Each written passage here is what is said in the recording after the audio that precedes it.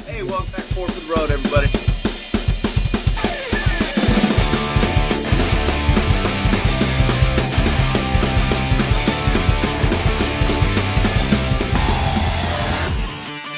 Hey, welcome everybody. You should have just heard the intro from Punk Rock, who's not here, saying welcome to Fork of the Road, everybody. Welcome back. Hey, it's been a year for us, really, since we've been making, or maybe longer, since we've made any podcast to speak of. The last one was 3 months ago. Um, life happens, people get busy, individuals trying to figure out if it's worth it making podcasts, why we made it, and what the benefit was. And we're just going to bullshit today with y'all and just shoot the shit. I'm going to catch up my bro, No Shame, catch up one of our new writers, Farva, and we're just going to shoot the shit and see where this thing goes. Hey, since No Shame's like the OG for us here, I'm going to let him just kind of catch you up what he's been up to, where he's at, how he feels. I just want No Shame to do what he does and chat us up. Yeah, I don't think OG is the word. I'm just a mere 35 years young, but yeah, man, I appreciate it. I know lots changed for me since the last podcast. Really, moved, bought some property, changed jobs like 3 times. Not different companies, same company, just different jobs within the company. And as a lot of people know, I left my club, which was kind of a combination of a bunch of things. Work life increasing, got a kid at home. So, I think sometimes you just look at stuff and you have to make the assessment for yourself what thing you're going to prioritize and what things you got to put on the back burner at the time. So, made that decision and it's actually going pretty well. Really, not a lot's changed. I mean, the same people I talk to now are the same people I was talking to then. It's just a little bit less on the commitment side that I have to worry about. But yeah, that's where I'm at now. Hey, so I kind of wanted to ask you because me and some brothers were actually talking about the other day about people leave the club and you hear from them like 3 or 4 months later, and you hear every single time it seems like, hey, dude, you don't fucking talk to me anymore. You don't kick it with me anymore. You don't do this with me anymore. That. Like, have any of them hit you up saying that or anything? Because my response to that has always been like, well, one, the phone works both ways. So if you wanted to hear from me, trust me, I'm still good to drink a beer with you. You're out and good, all that kind of stuff. But then they always come back with, well, you never hit me up. Well, the way I would also see it is, hey, brother, you know how busy this life is. Have you encountered any of that since you've been out now? No, not really. I think almost the opposite. I think there's some people that I talk to more now than I did when I was in. And I think part of that is just because we don't have to talk about the bullshit. Like, and that there's no secret about it. There's when you get into a club or a nation, when it becomes large, and then there's all the politics involved in that, there's bullshit that follows with it. I think a majority of the club experience is positive, but we'd be kidding ourselves if we said that the entire thing was positive. Um, and some people just have to deal with those negative things a little bit more than other people do, and that just becomes taxing. It almost makes it so you don't want to pick up the phone. It makes it so you don't want to, you know, get out there and socialize with your brothers because it almost seems like a job at sometimes. And now that I've kind of like removed that piece of it from my life, I still talk to the same people on the same level, and then there's others that I probably talk to more now than I have, in the past decade. So it's been a good experience for me, and I'm not going to say that everybody should leave their club, right? Obviously, if things in my life were in a different situation, I would have stayed in if I thought that I could manage both. I just didn't think that I could manage the time commitments to continue in my career while also maintaining like my family and then give what I needed to give to the club. I could have like rode the back burners and just fucking coasted through my club life, but it I've spent a decade criticizing people that go about their club journey that way. So if I'm anything, it's not a hypocrite. So I wasn't going to be that guy that was just riding my brother's coattails while I was off doing my own thing and everybody else is doing their thing to pull the flag.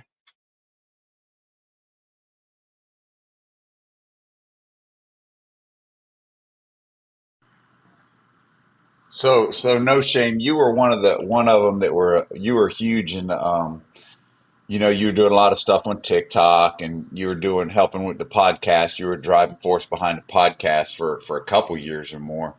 And then when you dropped off and things just kind, I won't say you're the reason. I mean, you and punk rock got busy doing what he was doing in his transition and his personal life, club life, and you were doing what you were doing. What do you think the reason is just the dropping off and the loss of interest in podcasts? Why'd you kind of back off of it?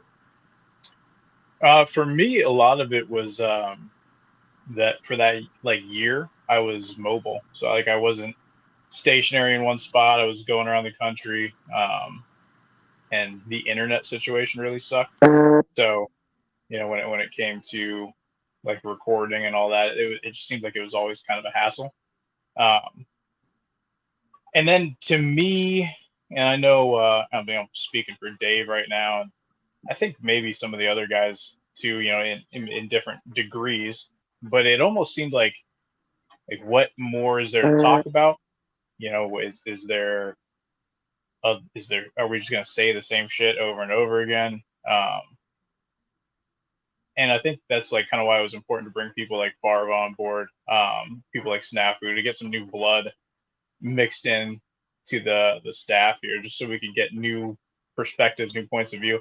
I feel like we got to a place like all the guys that had been here for a while where we kind of saw most things in the same way. We would have our own internal dialogues where we would see things differently, but I think for the most part, a lot of us just, we talked about all of the aspects of club life and just motorcycle culture so in depth with amongst ourselves that it was almost like an echo chamber.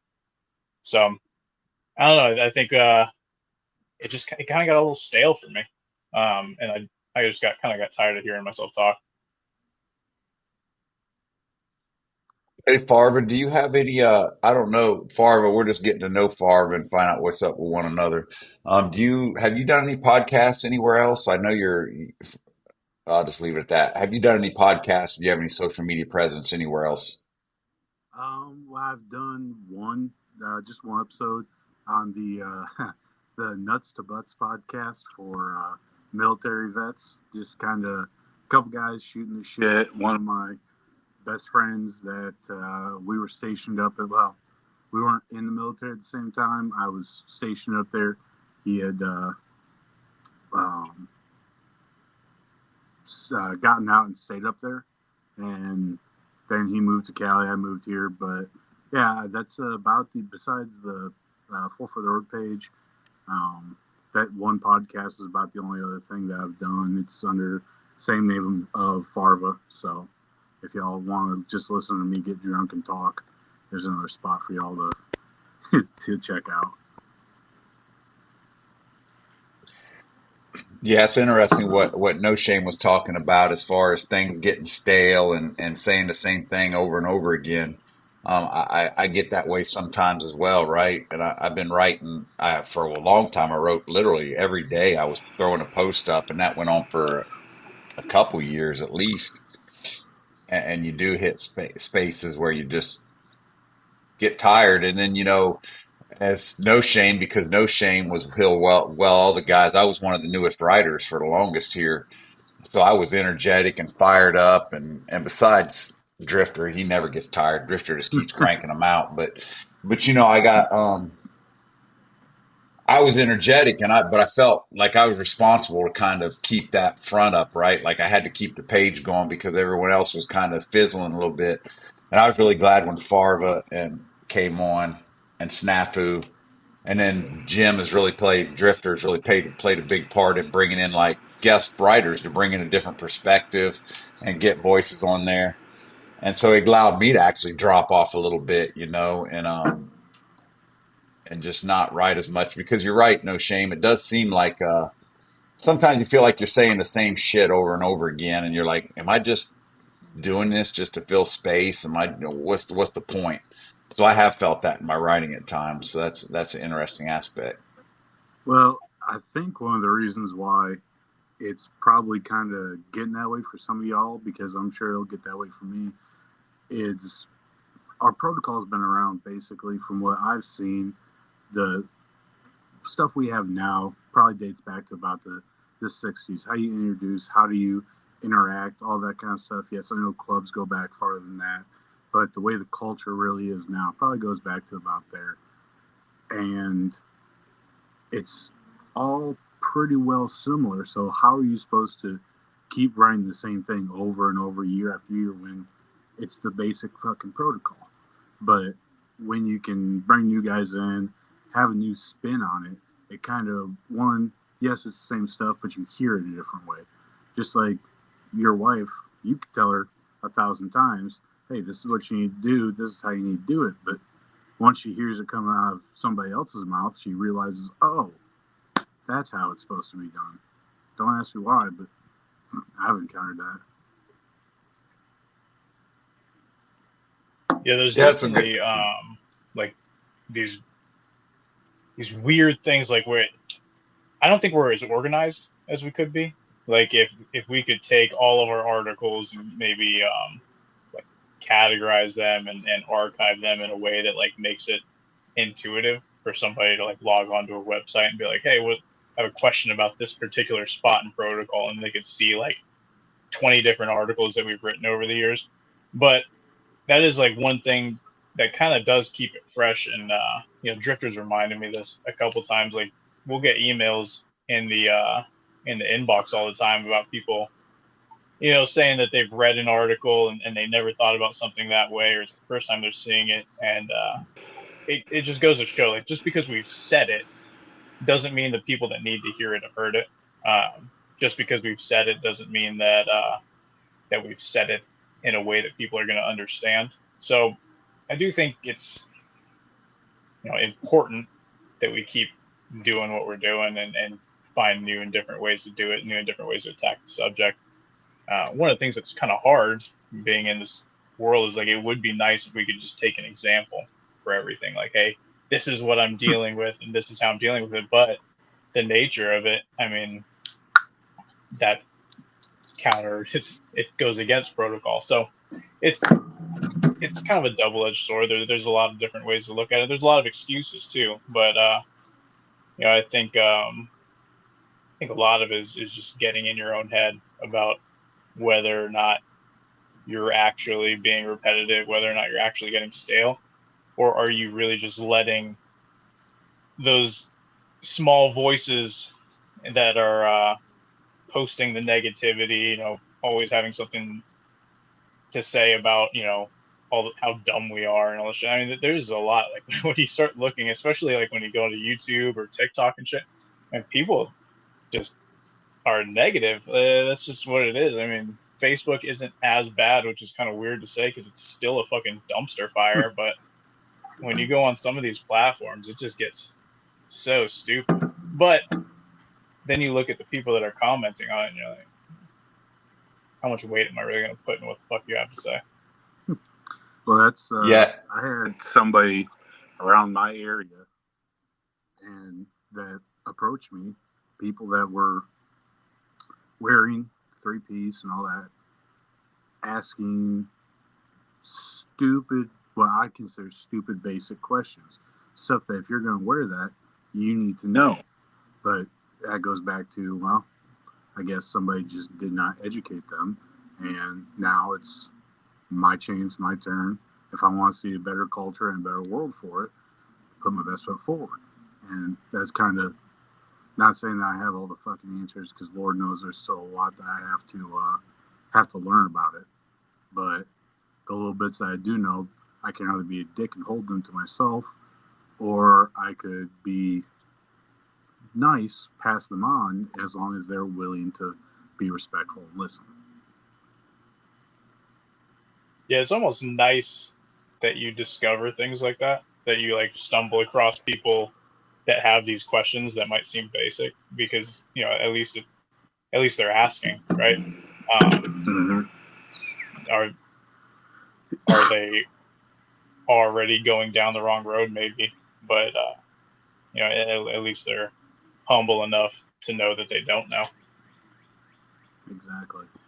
It's I think back to when I first got introduced to the protocol pages and I got started. It's not a secret. I got started in this stuff a little later in life than most. It was just like 10, 12 years ago, 10, 11 years ago, something. I don't know. It's a little over 10 years ago that I started messing around clubs but that was one of the first things they told me. The person that was brought me in is like, look, there's this page, and I'm not going to say the name here because it's no shame said I'm not allowed to say it. But that was where where these guys, most of the people on our page now, that's where they were at, right? It's no secret. Of course, it's surprising how many people don't know that now, right? Because it's passed so many years ago, and that history's gone. But there was a page, and the majority of our writers were there. A lot of writers that have left our page were there. And that's I was told as a prospect, read this every day and just pay attention to the page. And I started reading it and listening to it. And even back, I had like some people in my club were like, that fucking page is bullshit. It's all made up. There's no such thing as protocol. Protocol is made up. It's just a way to control the fucking masses. I mean, I'd get that from internal, and then you get the people that be like, well, protocol is just a way to, keep things at bay and keep things in control, blah blah. But regardless, that was my introduction, right? Which was good because it got the discussions going about protocol, about traditions, about history. And as a prospect, I cut my teeth on that, right? And then it's funny how many people I talk to now. They're like, I run into some guys locally, a couple people, and it's a big club, big well-known club, and they're like, yo, man, why you ain't doing podcasts? I used to make my prospects listen and watch and read your stuff. It's like get back out there and talk because that really helps. It gives them something to hear.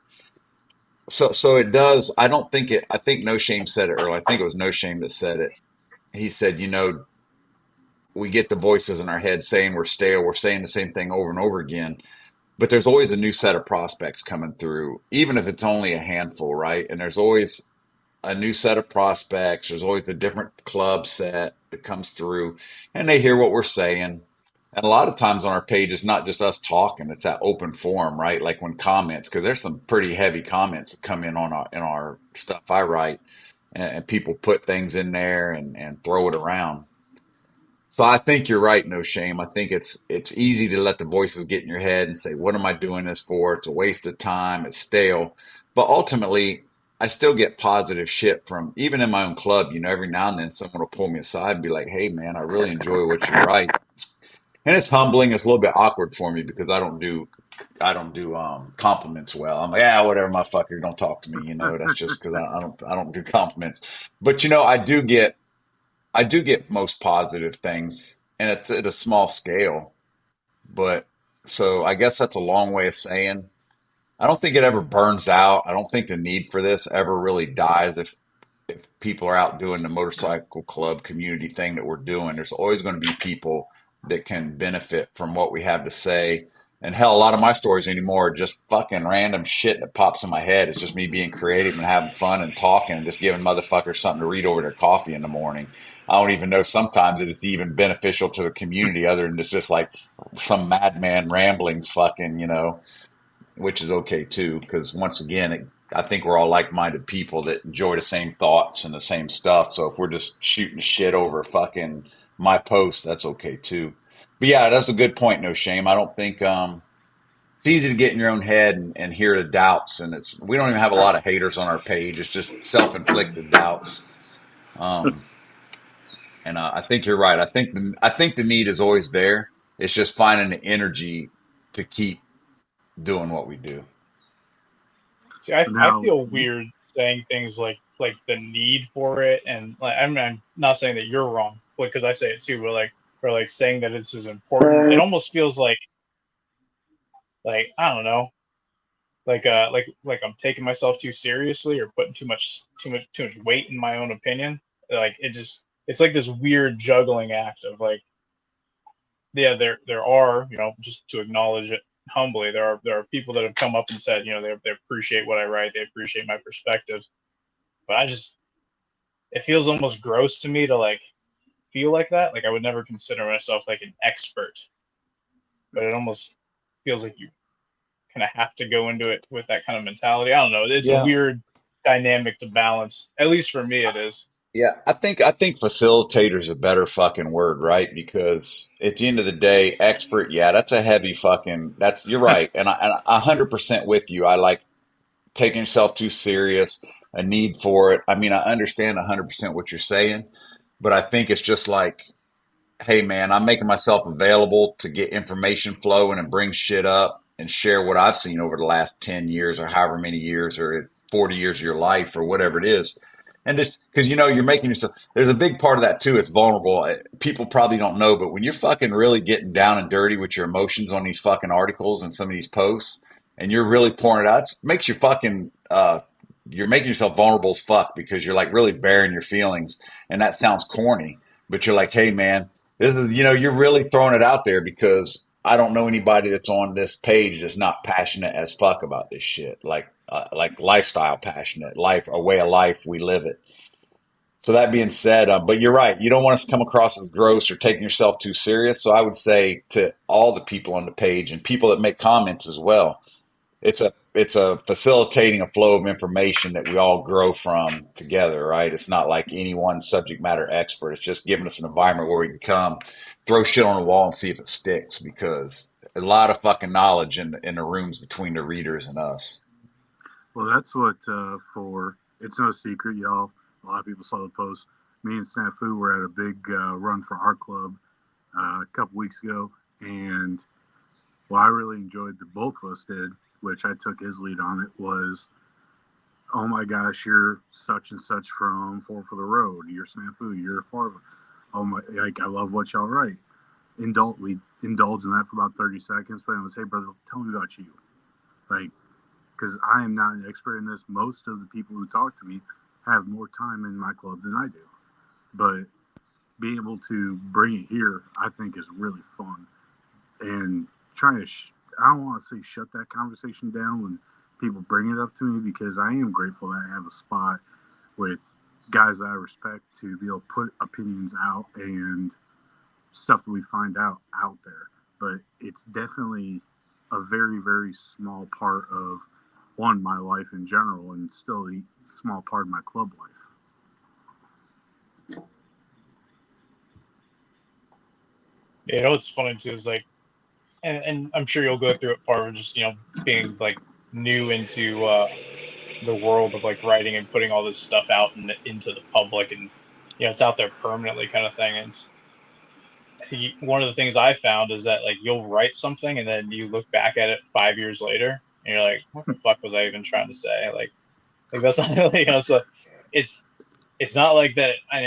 None of us are claiming to be end all be all. Like we're just commentating on shit that's going on, commentating on things that people ask us about and shit like that. Like we all reserve the right to be wrong from time to time, and I think it's almost toxic if you're not willing to accept that things change, and opinions change, and circumstances change, and your ideas on how things should be or how they are, they evolve over time as they should. But it's funny when you start getting 1 or 2 years into it, start going back and or don't, because it's kind of traumatic, but go back and look at some of the articles that you wrote when you first started, and it's like shit, what the hell was even going through my head back then? I will Yeah. say, I do want to say thanks to Dave, because I made a huge, I mean, y'all seen the post, made a pretty big trip, 5,000 miles, took a month to do it. But when I was up around Dave's area, he decided to meet me out, had a good time with him, and I really do appreciate that. So if he listens, one, get back on the podcast and get to writing again, because he had some damn good insight. I'd like to see it again. But two, just a thank you for that. There was one talking about you reserve the right to be wrong, right? There was one article. I don't even remember what the fucking article was now. It doesn't matter. I even hate to call them articles because they're like little posts. They're so short. They're not even really fucking articles, right? They're just these goddamn ramblings. But I'd posted something and somebody questioned what I posted. And I was having a horrible fucking day. And I was basically like, you know what? Fuck you, motherfucker. I'll whip your fucking ass. And he's like, hey, bitch. He's like, hey, soy boy, bring it on, motherfucker. We can do this right. We got it about. I mean, literally, we're like exchanging addresses and shit on the fucking side, right? Like I'm ready to fucking get on my bike and ride 1,000. However, I'm looking at he tells me where his shop is. I'm looking his shop up. I'm gonna go beat this motherfucker's ass, right? And I'm like at 2 a.m. fucking writing a comment, and I deleted it in the morning. He's like, "Oh, really? You deleting shit now?" And I called him. I said, "I deleted it because that shit was fucking stupid." I said, "I'm so sorry, man. I was all in my emotions. I had a horrible fucking day." And I said that was and you were, and he's like, "Me too." And we started laughing, and now we actually text each other like on a regular, like, "How you doing? How's your day going?" He's like, "Oh, I left my fuck this and that. My fucking life's a mess." But we were ready to I was ready to go burn his fucking shop down and fucking fight him. And he's a fucking young big dude. He'd probably beat the shit out of me, right? But I was ready to go take that ass whooping because I don't know. He said fucking ape hangers were fucking bad handlebars. I don't even remember, right? But that's reserving the right to be wrong. But it's hard sometimes to reel it back and be like, "Hey, man," I literally call a motherfucker and be like, "Man, because he started tripping right off the bat. He's like, "Oh, fucking delete." I said, "Stop, stop, stop. I'm going to tell you, I'm sorry, man, that I'm fucked up and that I shouldn't have went that route, right?" But but once again, that just speaks to the type of people that's on our chats, right? That's a solid dude. Both of us like call grown men contra and be like, that's pretty petty and stupid, wasn't it? Yep. And now we like text each other. How you doing this morning? What's up? That's it's actually like a really good lesson for not only the page but for clubs in general. I mean, we talk about it when we were doing the podcast actively. We talked about it all the time. Um, that when you do something, like nobody sees you as an individual, they see the page or they see your club or whatever it is. That was one of the things that I always found frustrating. And I don't think I've told anybody on the page this, so like this is like me like coming out and telling you guys like you hurt my feelings before. But there was like, there'd be times where I would be engaging with somebody in a certain way, and I would have like like my mental jujitsu that I was trying to do on this person, and I had my whole strategy of how I was gonna like sick burn them on the internet. And then somebody else from the page would like, in my defense, like trying to like stand up for my like womanly honor or whatever, would go on there and try and like do some fucking weird thing, like just come at him super aggressive. I'm like, man, you're fucking the whole thing up. Like I had like my whole route going down. But that's just a long way of saying like nobody looks at that as like, oh, no shame saying this, and Drifter's saying this, Professor's saying this. Like, no, they just look at it as like Four for the Road is saying blah, right? That's the same thing with your club. That's the same thing with your job. It's like anytime you belong to an organization. It's one of the weird things about this is that like all of us, well, most of us come from different organizations. There's some of us that are in the same clubs or were in the same clubs, whatever it be. But there's this weird level of trust within the group, um, even for people that haven't met each other yet. Like it's almost like we have this understanding that we're not going to embarrass the other person or do anything like that.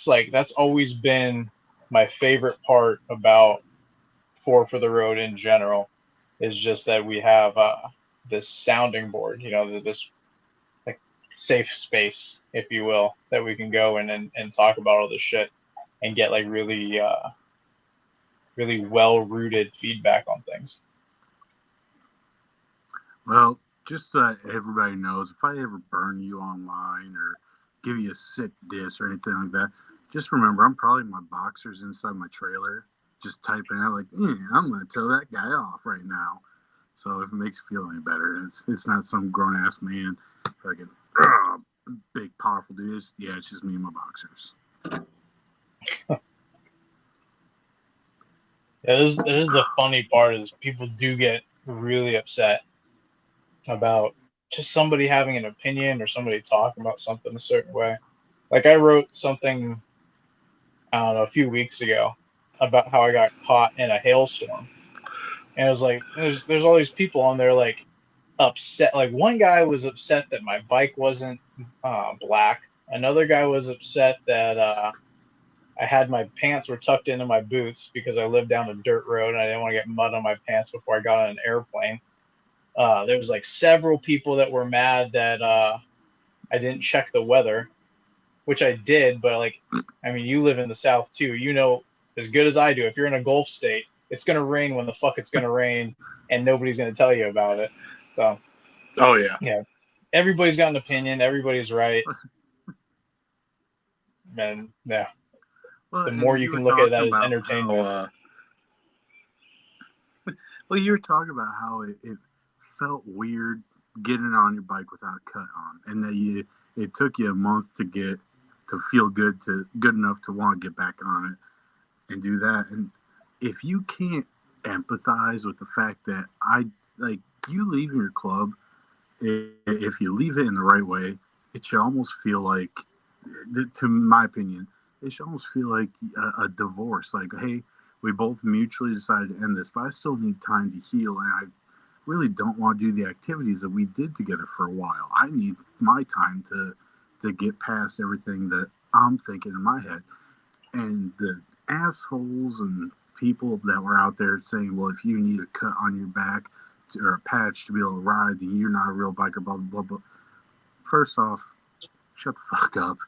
Like, people are just trying to move past something, and it wasn't the right time for them at that moment to be able to do That it.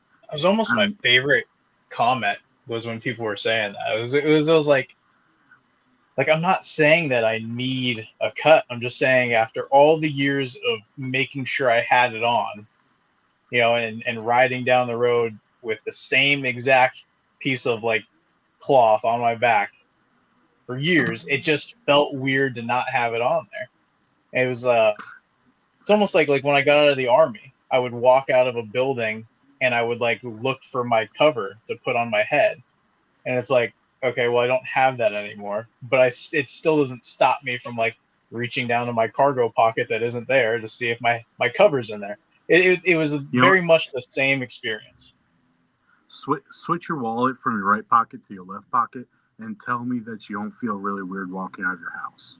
Yeah, yeah. Like, Then that is a good way to put it. I mean, if people can't empathize with something, and I don't think a lot of people are trying. I think a lot of people get on there and they're like, and it's not even like that they're going out looking for it. I think a lot of those people, the article was just getting so much traction because there was so much negative commenting on there, and I was shit oh talking people back. So I think that was yeah. like putting it on a lot of people's feeds that had never seen the page before. Um, but yeah, I think most people on the internet are looking to engage in a negative way, and I'm guilty of it too. I mean, my entire TikTok page before was shining example of negativity and how that gets attraction. Well, that's what right now I've got. So it's no secret about how why I joined my club was because I'm military and I was missing something in my life, not being with my blood family that I'm very close to. And now I've got a hang around that's he's not military or anything like that, but he's in the same position. Like you, I've heard you say multiple times, if you don't need a club, don't join the club.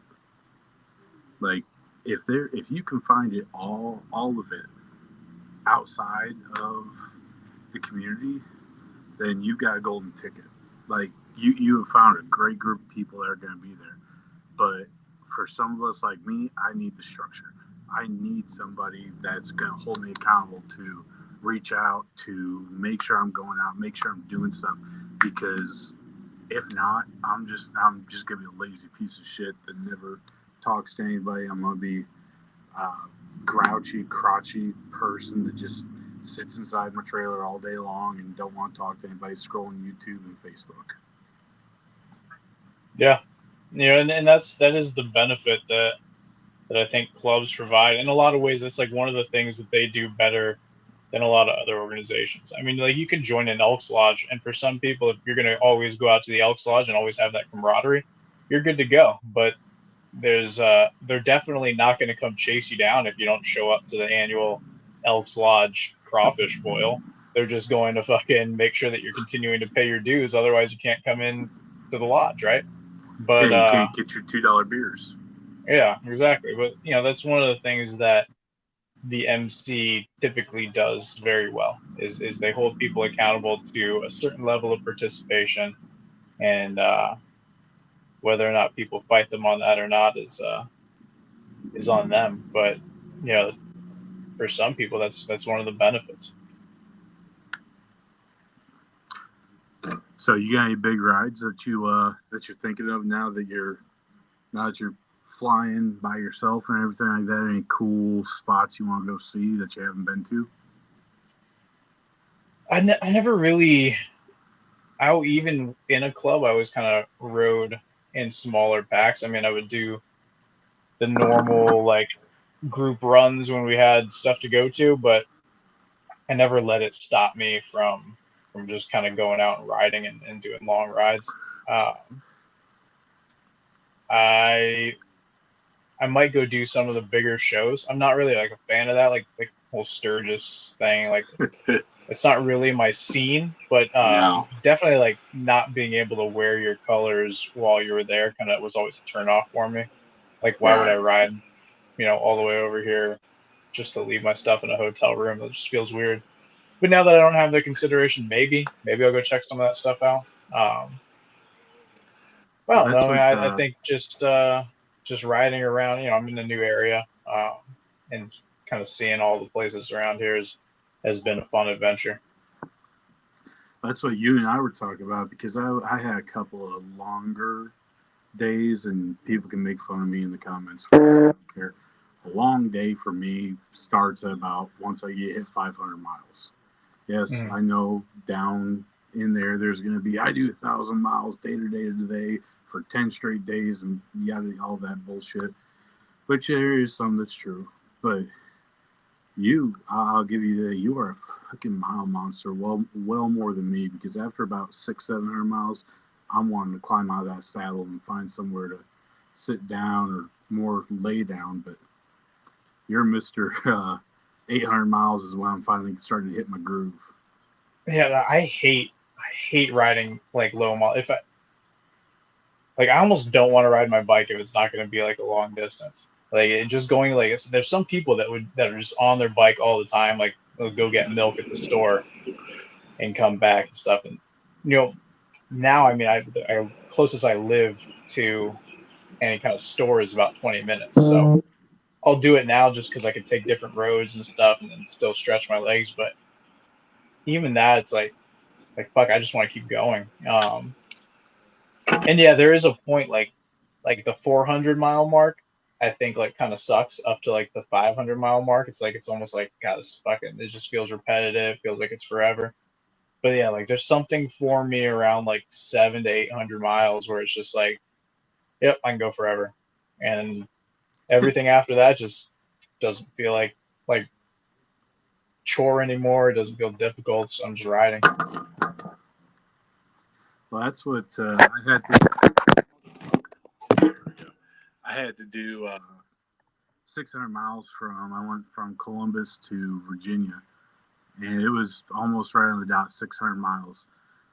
And I'll tell you, you're right, because I tried to stop about every 125 or so, and I hit that last gas stop, and there was something in me that went, okay, well, I'm good now. Everything hurts now, so Yeah, nothing hurts.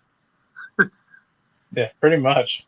Yeah, and there's like, and then I think your mind kind of goes into a different state to where Oh yeah. you're almost like, I don't know, you're thinking, but like time's moving at a different speed. Like the gas stops just seem closer. I don't know. I think one of the big things that I found for riding, multiple long distance days is just not trying to go too fast. A lot of people are Yes. like, usually if I'm riding around town or whatever, or going up to the next city and it's only like an hour or two away, usually I'm at like 85, 90. But Yeah. when I know I'm going to be going like long all day, I'll just stick like 5 to 10 miles per hour over the speed limit, and you'd be surprised at how not like pushing the needle just really extends your endurance. Well, I definitely think you're right about that because I noticed when I was doing my long day, well, I did a few, but the one that I remember through West Virginia, first off, holy shit, that interstate itself is curvy and windy and twisty, let alone trying to get on a damn back road through that state, which was amazing. But yeah, once I hit Virginia, it started to actually not a whole lot of traffic, and I could peg it at like 10 over or so, and just let it eat the miles away without having no traffic, not worrying about anybody coming into my lane too often, and just passing people. The miles just started to slip away like no other. I was listening to music and just, I don't want to say zoned out, but I was there, but I could be other places at the same time. Did you do any stretches without music on? Uh, One I did, and it was it was odd. It was different because I kept. I'm wondering if y'all want to look and stuff. It's plug phones. They plug in so that they're earplugs that have buds inside of them, so I can hook up my cargo to it and drown out the wind noise and stuff. So I'm able to. Everything was just quiet. It was dead, and my ADHD. I was over here and then over there, and thinking about people I don't get to see anymore. And it was some of it was a little bit of a real gut check because I had to remember and face stuff that I don't want to always bring up. That's one of my favorite parts about it. I'll usually listen to music for like the first gas stop, and then I'll go a couple without anything and just kind of being in my own thoughts. It's very meditative for me. It allows me to kind of just face the things that I normally just drown out with being busy. Um, Yeah. I don't know. I think that's important. That and do mushrooms like once or twice a year keeps the mind clear. That's what. Once I get out of the military, disclaimer again. That's what Joe Rogan made me want to do DMT so bad because I think his exact words were, "It's a dimension of shapes made out of love and understanding." And after I heard him say that, all I wanted to do was hug a circle. Yeah, they have this. There's this thing on the Sean Ryan podcast where they go down to someplace in Mexico and they do. I don't think it's DMT. Well, it is DMT, but it's ayahuasca, which is DMT mixed with some other stuff, so it extends the thing out. But they do this whole therapy thing. One of my buddies that was in the special forces community, he ended up getting a sponsored trip to go do it. Because Nice. he got out of the military and he had pretty bad PTSD and anxiety and things like that, and some anger issues. And he said it was the best decision he's ever made in his life. He went down to Mexico. They kept him down there for like 3 or 4 days. There was like some intense therapy sessions for a day and a half, then like an ayahuasca journey for like 10 hours, followed by additional guided therapy and meditation. And he's off all of his medications. He's just going through life, happy for the first Oh time in yeah. a while. Yeah, Road Dirt. We were just talking about kind of turning your music off, doing some long miles, and just being in your head. I know that you're about to do the Hoka Hey, and not to toot my own horn or anything, but I did do 600 miles in 11 hours the other day, so I'm thinking about signing up. Yeah. Definitely going to do some chats about the Hoka Hey, do a podcast or whatever about the Hoka Hey in the future. Because it's no secret I want to generate money and generate awareness for the veterans cause I'm doing. I'm not even going to waste. I don't want to talk about it a bunch today, but yeah, that's something I want to talk about in future podcasts and maybe do like an interview type thing. I'll get with you and let you know. Hey, sorry about having to jump out. Hey, true. This is what we do, right? My club called right in the middle of this. And I'm like, I'm watching it ring and I'm like, I'm not going to answer it. It's my boss. I'm letting it ring. I'm not going to answer it. And I'm like, podcast is not that serious. I said, these guys have got it. But I mean, Yeah. that's, I apologize for jumping out, but that's what we do, right? freaking your brother calls, I try to not answer the fucking phone. That's one of my big things. So For sure. I mean, that's what we're supposed to be here for. Is hell, even if you're having a bad day and you just want to talk or have a beer. But what are you doing? When does that Hoka Hey thing start? so Hoka Hey is August. I think I have to be in Daytona around the first. The actual start is like the fourth, but they start doing bike inspections, registrations on the first, and we take off, and it's all first of August. Um, and it's obviously you're trying to do 10 days, 10,000 miles in 10 days. I think everybody shoots for like 14 days because that's when the big end party is, like 14 days from the start or something like that. And they don't close anyone out. If you start and you want to finish it, they don't consider it over until you finish. They said they've had people come in sick with cancer and everything else that just wanted to do it. It took them months, Fuck. weeks, and they're like, "Hey, yeah, we're not closing the gates till you're done. You'll be considered a finisher." It's funny, you're an elite finisher, a finisher, and a slow ass finisher. They said you may be a slow ass finisher, but you're a finisher. But yeah, it starts around the first. It's first of August. Just remember, you're doing this for fun. I just said that on that thing I wrote yesterday. Heavy as the head, right? I Yep. wrote that yesterday about it, and that's the truth, though, But it's an honor and it's a privilege to be able to help and be helpful and try and do the right thing. But it sucks the fun right out of this stuff, and it's like you have to remind you. I still have fun riding my bike and doing things. I just have to get out there and go. But yeah, this shit does. You get so engrossed and so passionate about making things better and helping people and making yourself available, you forget it's supposed to be fun. And that's, you're right, it sucks the fun right out of shit sometimes. Well, that's what you said you're passionate about because there was something I had to do that I really didn't want to do for the club, and I was bitching about it. And somebody asked me, well, why are you then? Isn't that supposed to be fun? Why don't you just stop? I'm like, but yeah, it's fun, but I'm also passionate about it. I want to see the best of it. I want to see the best product I can put out there and the best that I can do. And what all the stuff that was leading up to it wasn't my best.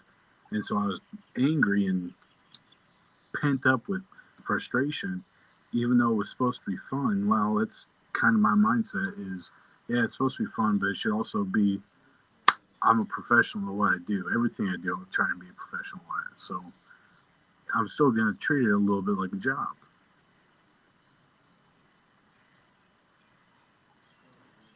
Yeah, and it sure is a whole second job. And then, like, the more responsibility your brothers start laying on you, the more it starts becoming like a full time job. I mean, phone calls in the middle of the night, phone calls during the day. Yeah, I can't imagine. I called one of our brothers today, no shame. I called I called Boca today, and I was like, man, I said, does your phone ever stop ringing? He's like, nope, because I just called him, like, just like I didn't even like say, hey, can you talk? I just dialed him up and called him. Probably everybody else is doing that too. And I'm like, does your phone ever stop ringing? He's like, nope. But he's the right brother for it because he always answers the phone with a smile and he's patient, but it's like and he works. I mean, somebody asked me the other day, "Are you retired?" More than one time, people have asked me, "You're retired, right?" I'm like, "No, I work 5 days a fucking week, 9 hours a day or 8 hours a day. I work. I just make a lot of time, set a lot of time aside for the club, So you see me doing all this shit because all my free time I'm doing this." Farva asked But me earlier if there were people that I lost contact with or like fell off. And I will say, if he's listening to this, Boca's one of them. And it's quite a sad state of affairs because Boca and I prospected together and we got our colors on the same day and everything, and went through a lot of journeys and trials and tribulations together. And now every time I talk to him, it's just one word answers and fuck yous and how much he hates me. I just really wish he still loved me because I've never stopped loving him. And anyway, so shit, man, we're at 53 minutes and 48 seconds. Does anybody have any burning desires or anything they just got to get off their chest before we wrap this thing up?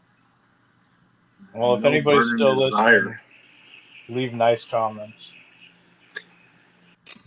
I'll so hey everybody, we appreciate you if you made it this far through our bullshit, we appreciate you listening. This was really just to start working the bugs out, start remembering how to use this software again, get some bros on here talking, fellas on here talking and chatting, and we'll get some good content in the future. I think I called this "We Are Back Maybe," and that's what it says up top. We're back maybe because we've tried this before and then fumbled, but I'm gonna do my best to get a Farva and involved and get some people and some of these new guys in here energy to start getting this stuff going and keep information coming and see if it's even worth, if nothing else, I'm going to use it for the next 2 months to pimp the Hoka Hey and try and get my information out there. And then after I get what I want from everybody, I'm going to fucking just fade off into the fucking shadows and disappear because that's Look, not That's what I did. I will say this. I'm calling Jim out because this is the second time in less than a month where he's bailed on me.